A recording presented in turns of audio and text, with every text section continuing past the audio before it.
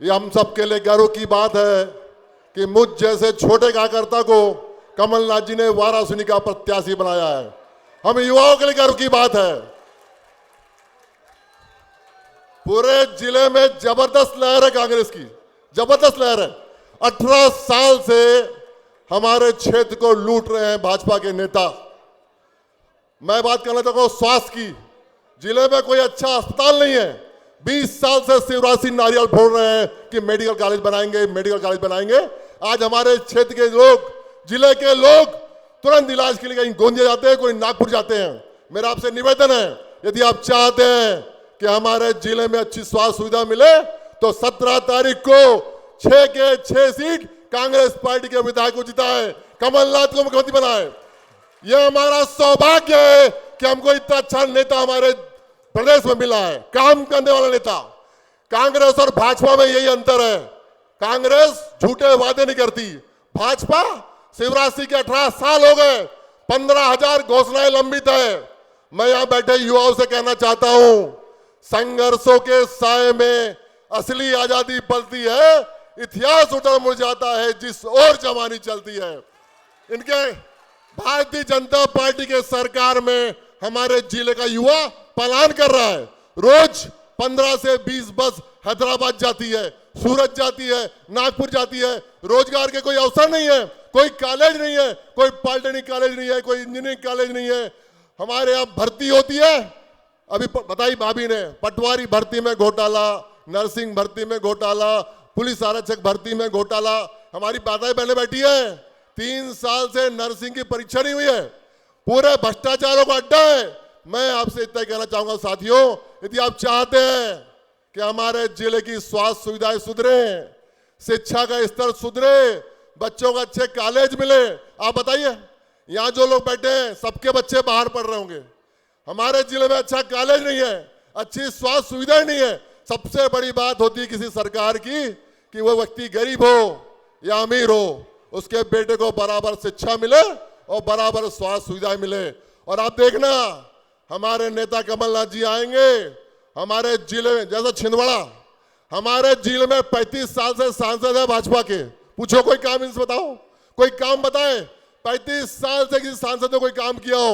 नहीं तो आप जाके छिंदवाड़ा, काम क्या होता है छिंदवाड़ा जाके देखिए आप। यदि आप चाहते हैं कि हमारे जिले का विकास हो, हमारे जिले का सर्वांगीण विकास हो, यहाँ किसान बैठे हैं। किसान क्या चाहता है? किसान यही चाहता है कि उसको उसकी उपज की सही कीमत मिले। भाजपा के नेताओं ने कहा था 2022 में किसान की आय डबल हो जाएगी। हमारी आय डबल हुई? हमारी लागत डबल हो गई। लागत सब महंगा हो गया, डीजल महंगा, खाद महंगा, लेबर महंगा। अभी पर हमारे बारे में पहले भी कांग्रेस सोचती थी, किसानों के बारे में, गांव के बारे में। कमलनाथ जी ने कहा है हमारी सरकार आएगी तो बालाघाट जिले के किसानों को धान का 2500 रुपए मिलेगा, गेहूं का 2600 रुपए मिलेगा, और बहुत सी घोषणाएं हैं। क्योंकि मैं शिक्षा की बात करूंगा, हमारे जिले में माफिया राज है, पूरे जिले की रेत लूट रहे हैं, पूरे भाजपा के नेताओं का संरक्षण है, गांव गांव दारू की दुकान है। मैं चाहता हूं इस सब से हटके हमारे जिले का माहौल अच्छा हो, बच्चे पढ़े। किसी भी माँ बाप को अपने बच्चे को पढ़ाने में पैसे की दिक्कत आ जाए, इसलिए कमलनाथ जी ने कहा है, सुनिए ध्यान से और लिख लीजिए, कांग्रेस जो बोलती है वो करती है। पहली से लेकर 8वीं तक हर बच्चे को हर महीने 500 रुपए मिलेंगे। 9वीं से 10वीं के बच्चे को हर महीने 1000 रुपए मिलेंगे, और 11वीं से 12वीं के बच्चे को हर महीने 1500 मिलेंगे। कोई भी माँ बाप पैसे के अभाव में अपने बच्चे को अच्छी शिक्षा देने से चूक नहीं पाएगा। बच्चा पढ़ेगा, अपने अधिकारों को समझेगा, आगे बढ़ेगा।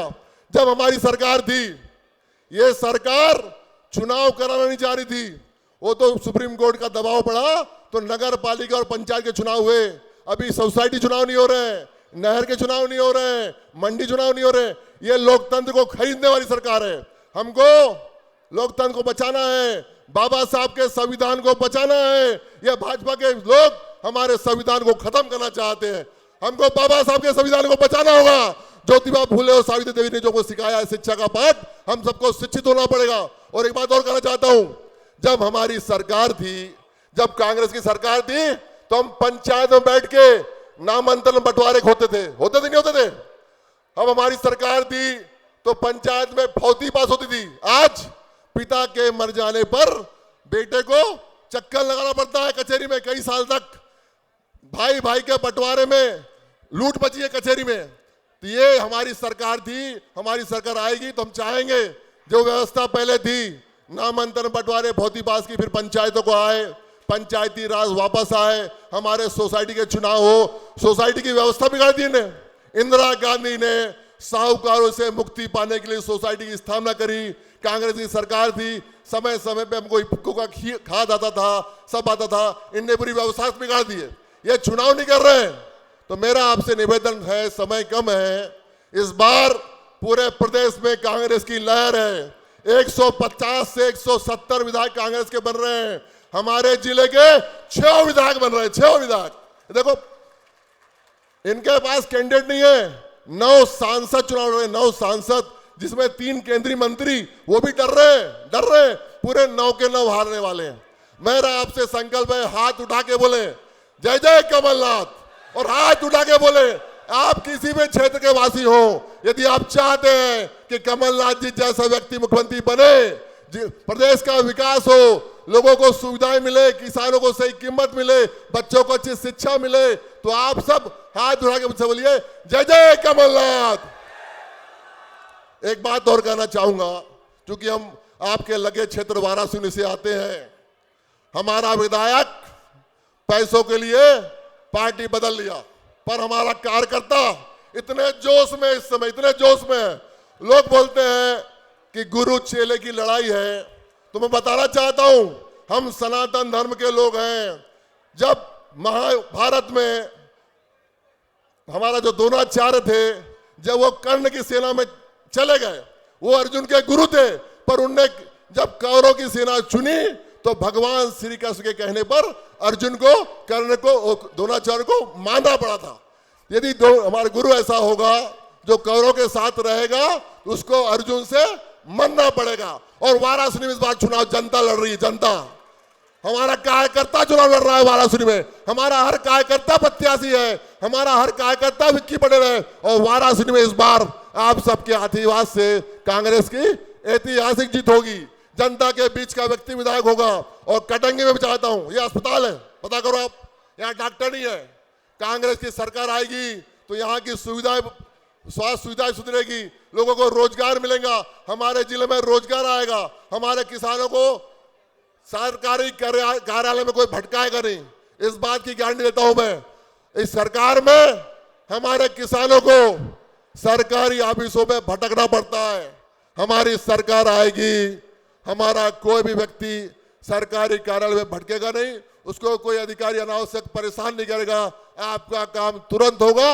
और एक बात और कहना चाहता हूं, जो पेंशन हमारे बैठे हैं, माता बहने बैठी है, बुजुर्ग बैठे हैं, निराश्रित पेंशन, वृद्धा पेंशन, सामाजिक सुरक्षा पेंशन 300 रुपए मिलती थी। कमलनाथ जी की सरकार आई, 600 मिली। अब फिर हमारी सरकार आएगी तो हमारे निराश्रितों को पेंशन हर महीने 1200 रुपए मिलेगी। आपका अपना खुद की सुविधा होगी। हमारी जो बच्चियों की शादी होती थी पंचायत में, बच्चियों की जो शादी होती थी सामूहिक विवाह, पहले उसका 27,000 रुपये मिलता था। कमलनाथ जी ने 51,000 देना शुरू किया। अभी भाजपा की सरकार ने वो योजना बंद कर दी, पर हमारी सरकार आएगी तो हमारे बच्चियों को पंचायत में विवाह के बाद 1,01,000 रुपये मिलेंगे। और ये एक बात और कहना चाहता हूं, कमलनाथ जी ने कहा है कि हम गांव और शहर का भेद खत्म कर देंगे। आज शहर में मिलता है मकान का 2.5 लाख और गांव में 1.5 लाख। सीमेंट का वही रेट, गिट्टी का वही रेट, लोहा वही रेट, शहर में 2.5 लाख और गांव में 1.5 लाख। क्यों?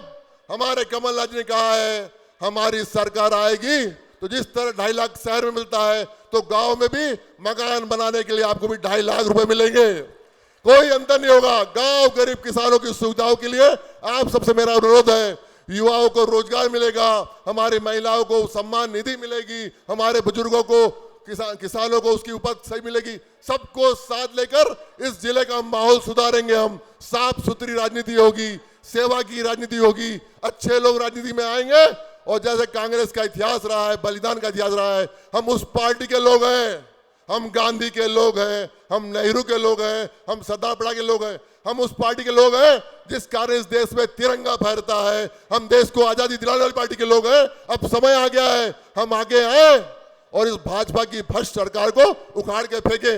आप सबसे मेरा अनुरोध है, आने वाली 17 तारीख को ज्यादा से ज्यादा संख्या में हमारे कांग्रेस को वोट दें। कांग्रेस के विधायक बनाए, कटंगी से सम्मानी हमारे बोसी भगत जी को, बालाघाट से अनुवा मुंजारे जी को, लांजी से हिना कावरे को, बैयर से संजय विके को, परसवाड़ा मधु भगत को, जहां भी कांग्रेस